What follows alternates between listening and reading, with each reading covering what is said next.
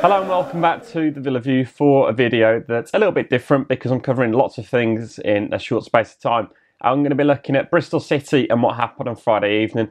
I'm going to be looking at the signing of Robert Snodgrass on Friday, and then I'm going to be looking ahead for the rest of the week and what we can expect before the window does slam shut, as Sky Sports will say on Thursday. So let's get into it. First of all, Bristol City on Friday evening. A 1-1 draw at Aston Gate, courtesy of a goal in the second half from Josh Onuma. To be honest, I was disappointed by the performance, especially in the first half. First 20 minutes or so, Steve Bruce set up with a 3-5-2 star formation with Chris Samba, James Chester and John Terry as a back three. Dan and I discussed in the preview ahead of the game the fact that a back three really does not work with Villa, and it really doesn't work when you've got the likes of Chris Samba playing in it and John Terry, who both aren't the most agile of people, and you're really restrictive when you've got those two if you want to play a 3-5-2 formation and system. Nathan Baker, perhaps if he was there, wouldn't have been able to play either, but obviously he's playing for Bristol now. Now, going on to the game itself, we sat so deep and invited the pressure as expected in the first sort of 20 minutes or so. I can't quite get over the fact that Steve Bruce decided to even change the winning formation. It's something that, it's sort of an old football cliche, you don't change the winning formation, and that's what we decided to do. And heaven knows why, because we nearly got punished. But Steve Bruce realised before we did actually concede that the formation wasn't working, and he made the change back to the more reliable 4-4-2 styled system that we've been playing, or 4-4-1-1, however you want to interpret it. James Chester wasn't impressed because he got shoved at right back, and I don't blame him, to be honest, because he came to Villa to not play on a fullback position that he did when he was with West Brom. Going into the second half, though, it did improve. Did concede, though, unfortunately, before actually scoring. James Bree came on replacing Chris Samba, so we went to that back four system, which is much more comfortable. And we did look a lot better in the second half. We looked a lot better for it. And we came back. We bounced back really well. Really impressed with how we came back into it. Josh Onuma was deserving of that goal. He might have took a huge deflection, but he was all over the place in that midfield park. He's got something about him. His technique is sublime on the ball, and you can see why Spurs have still kept hold of him and they've got him on loan, because he's a class act. He's a level above some of our youngsters. I'm going to say he is a level above, and that's why he's at Spurs and he's not with Villa permanently. And he showed what he could do. And to me, he was so comfortable in that side. He's looked comfortable ever since coming in the side. Another honourable mention for Keenan Davis, who I must say didn't look fit, to be honest. I know that there was an injury date over him, and I think Steve Bruce probably risked him too much and played him for too long against Bristol. His movement and his hold of play was superb. He brought players into the game. We looked so much better for it with him on the pitch. Conor Horan had a good opportunity as well in the game where he couldn't quite connect to it from what I remember.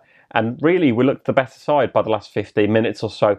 And I was really happy that we came back into it. And really, on the face of it, a point on the road, considering our recent away form, especially this season, it's really not a bad place to go into the international break at all, especially when Aston Gate is turned into a tough place to visit in recent years. So there's been talk of it for some sort of time now. The signing of Robert Snodgrass, it's been in the press for a while. Signed him on loan for a season, believed the loan fee of around £2 million reported in the press, which I must say seems a little bit high, but when you realise the potential this guy's got to actually play good football for us, I can't complain.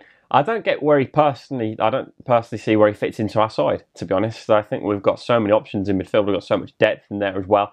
You often sort of question, you go, where can he fit into the system? There's so many positions he probably could play. On the right is where you'd say he's more natural, and then more central role, number 10 role.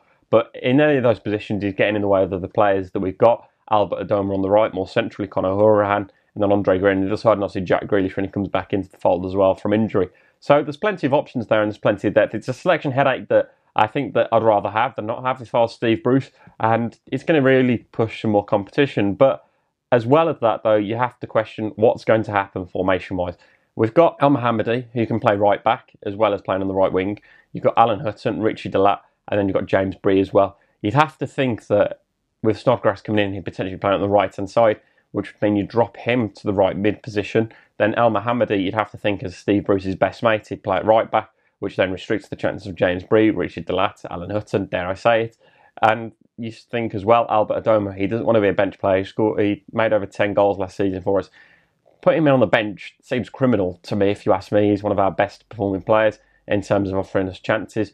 But Robert Snodgrass has got that ability, and I think he can really do it for us. Assists last season for Hull, he was a lot better. It didn't quite work out for him at West Ham, but it screamed like a board decision there, where it was David Sullivan and David Gold that made the decision, not actually coming from Slaven Bilic. But He's come to Villa now to try and turn it around. He's worked with Steve Bruce before. He's been unlucky with injury under Steve Bruce as well before. So hopefully he can stay injury-free and really make a big impact for us. For me personally, I don't quite get where he's fitting into the plans. But as I say, it's a really good signing, and it's a selection dilemma that I'd rather have as a manager rather than not have. So as I said in this video, I'd also cover what to expect from the rest of the week. It is transfer deadline day week, which means there's going to be plenty of business ongoing across the Championship, Football League, and of course in the Premier League and Continental. Involving Villa, there's going to be more outgoings definitely than incomings. Steve Bruce has said in his press conference this week that it's likely that Tommy Elphick could go, even though he sort of said that he didn't want to lose him as such. Ross McCormack, you'd assume, will be going as well. Gary Gardner, rumoured in the press this morning by Alan Nixon that Barnsley wants him, but they're not willing to pay the full wages, and Villa want somebody to pay the full wages for him on loan if he's going on loan. But for me, I think we have to be getting rid of these players permanently. We can't be keeping hold of them, and we need to get rid of them off the wage bill totally and get some sort of revenue from them as well. I think a few million on a loan fee isn't good enough. I think we need to be getting sort of £6 or £7 million for Ross McCormack. It seems a bit ambitious, but he's still worth it. Tommy Elphick, I think you can probably get at least £1 million out of him. And then I don't know for Gary Gardner, £2.5 million in today's market, £3 million, £4 million maximum for him. But I think there's still some value there in players that we could get potential revenue stream from. And then the sort of players that I've asked people to suggest that may leave.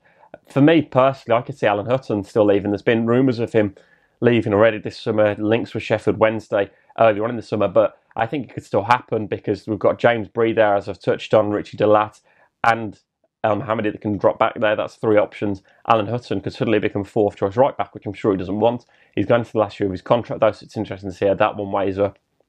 Also dived onto Twitter to ask for a few suggestions of players that people think might leave. Richard said, wouldn't be surprised if Adoma went. Yeah, I think he's a sellable asset, as Richard touched on there.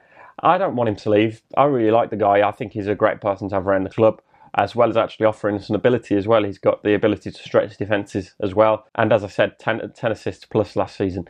Why would you sell him? Because the only place he's going to be going is to a Championship rival that needs somebody of that level of ability. And I'd be really disappointed if we did let him go. Robs said, Richards, Bunn and Gabby. Max Roberts actually said about Mark Bunn as well. That's an interesting one. That could quite well happen as well, because we've got Sam Johnston in goal. We've got Jed Steer as a backup goalkeeper now. He's made his way up to number 2, and he's good competition for Sam Johnston. And then as well as that, you've got Mahita Sarkic down in the ranks as well. Young goalkeeper coming through it. And at the moment, you could see Mark Bunn potentially leaving. Perhaps he wants some first team football. Could be an interesting one to keep an eye out on. Is that Mick Richards?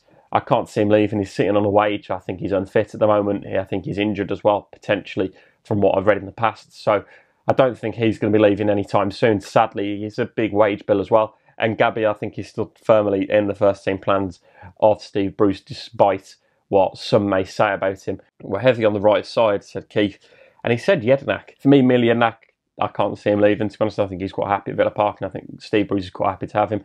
There's that amazing stat that was doing the rounds before we beat Norwich that we've not actually won a game when Miljanak's not been in the side. That's obviously changed now, but I think he's still a vital part of the side and one that we can't afford to be losing. I think he's perfect in a rotation system with Glenn Whelan in the central defensive midfield role. He helps sit in front of the back four, and he allows the likes of Henry Lansbury, Conor Horan, Josh Onomard, these players to actually exploit space and make chances for Villa, and I think he's such a key asset to have in that middle of the park. And yeah, I think that really we've got so much depth in this squad that now it's time to trim it. I think we're fairly settled. If I'm going through squad depth, at goalkeeper we've got Mark Bunn as the ultimate backup. He could potentially be leaving. But then you've got Sam Johnston, Jed Steer, Mahita Sarkic. On the right-hand side, we're so top-heavy at the moment. We've got Richard Delat, Alan Hutton, James Bree. James Bree needs the first team minutes, so I think that potentially we'll see Alan Hutton leave. Wouldn't surprise me one bit if he does. Same for Richard Delat. I think he could be a sellable asset, although I think that now he's back fit, I think he's more of a better option than Alan Hutton, and I hope Steve Bruce sees the same. Al Mohamed can also play right back as well. Going across into centre-back, you've got James Chester, who's obviously first choice with John Terry. You've got Chris Samba, who seems to be third choice. Then you've got Tommy Elphick, I can see him leaving. Ben Gibson's been rumoured to be leaving Middlesbrough. Lots of talk about him, so potentially I think Dan's touched on that as well, that potentially Tommy Elphick could end up at Middlesbrough. Also, Mark Warburton's talked about potentially getting a defender in at Nottingham Forest. Wouldn't surprise me if he ends up there. That's just a wild shout from me personally. There's no basis to that. I just think that Nottingham Forest need a defender, and that in the market at the moment, Tommy Elphick could be a good purchase for them. Then for me, I think if Tommy Arthur goes, Issa Sullivan should be fourth choice centre-back option. England under-20 international now, really did perform really well at the World Cup for them as well. So for me, it's time for him to step up to the plate and start to get a few first team minutes potentially. Going to the left-hand side, that's an area that's a worry for me.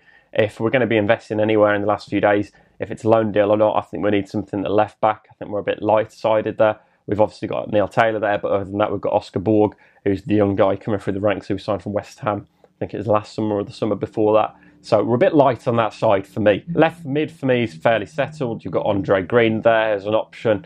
You've got in the middle, you've got so many options again. You've got Glenn Whelan and Miliednak who can sit in the defensive sort of midfield role. You've got Henry Lansbury, Conor O'Horahan, Josh Onomar. You've got Jack Grealish to come back into the fold as well. You've got so many options here. These just off the top of my head. You've got Callum O'Hare coming through the ranks as well. There's so many players that can play. I'm forgetting because we've got that many. Gary Gardner would expect him to believe in.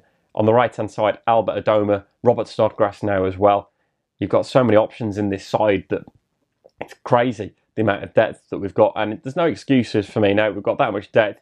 And after the international break, we do really need to kick on. So that's my overview of what I think could be happening in the final few days of the transfer window. Don't forget to look out for some of the Villa players that are playing during the international break as well. The likes of Conor Horahan, Glenn Whelan playing for the Republic of Ireland. You've got some of the youngsters as well coming through the ranks playing international football now as well. Keenan Davis has been called up for the England under-20s like Andre Green, Issa Sullivan and as well. Lots of players are going to be getting some minutes over the sort of few weeks break as well in the international break. So make sure you keep an eye on that as well. Give your thoughts below on what you think is going to happen in the final few days of the transfer window as well. What are your surprises? What are your predictions for it? And if you have enjoyed this video, then please do drop us that like below and subscribe to The Villa View. You'll post notifications on if you are new to the channel. If you enjoyed that video, why not watch another one? Click the video choices on screen now to go and watch them in full. And don't forget to subscribe. Click on our logo there on the left and press subscribe. Easy.